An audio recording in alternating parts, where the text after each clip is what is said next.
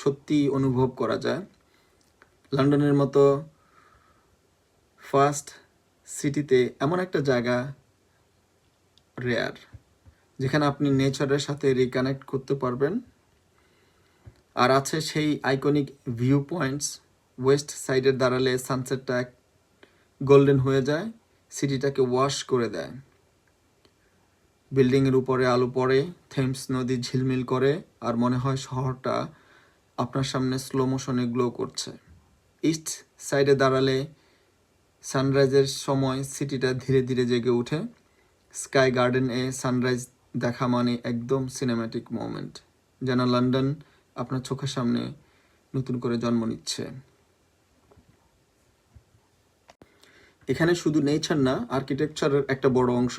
Curved glass রুফটা natural লাইটে এমনভাবে ভিতরে আসে যেন পুরো জায়গাটা ব্রাইট, এয়ারি, আপলিফটিং লাগে। লাইটের সাথে গাছপালার রং আরও ভিভিড হয়ে ওঠে।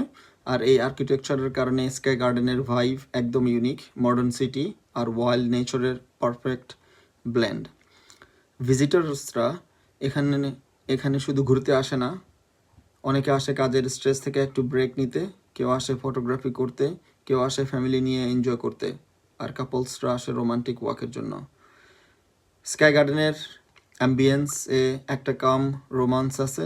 লাইট, গ্রিনারি, স্কাইলাইন সব মিলিয়ে একটা ড্রিমি ফিলিং তৈরি করে। আর একটা জিনিস যা স্কাই গার্ডেনকে আরও স্পেশাল করে, এটা ফ্রি। লন্ডনের মতো সিটিতে যেখানে বেশিরভাগ ভিউ পয়েন্ট টিকেটেড, সেখানে স্কাই গার্ডেন সবাইকে ওয়েলকাম করে সবুজের সমারোহে, আকাশের ছোঁয়ায়। আর লন্ডনের আইকনিক স্কাইলাইন সব একসাথে এক জায়গায় বিনামূল্যে। এটা একটা বিউটিফুল জেস্চার। সিটিটাকে যেন বলে, come up, take a moment, this view is for you. Sky গার্ডেনে বসে থাকলে একটা রিয়েলাইজেশন আসে, নেচার আর সিটি একসাথে থেকেও কত সুন্দর হতে পারে।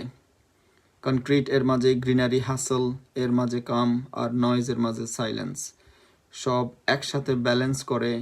এটা একটা রিমাইন্ডার যে লাইফের ভিতরে বিউটি আছে, কাম আছে, আর আছে সেই ছোট্ট ছোট মুহূর্ত যেগুলো আমাদের রিচার্জ করে। শেষে একটা কথা, স্কাই গার্ডেন শুধু একটা ট্যুরিস্ট স্পট না, এটা একটা ইমোশনাল স্পেস। এখানে দাঁড়ালে মনে হয় আপনি সিটির উপর দাঁড়িয়ে আছেন, কিন্তু নেচারের ভেতরে। আপনি আরবান, কিন্তু আপনি পিসফুল। আপনি সারাউন্ডেড, কিন্তু আপনি ফ্রি। আর এই ফিলিংটাই স্কাই গার্ডেনের আসল ম্যাজিক। সবাই ভালো থাকবেন। আল্লাহ হাফেজ।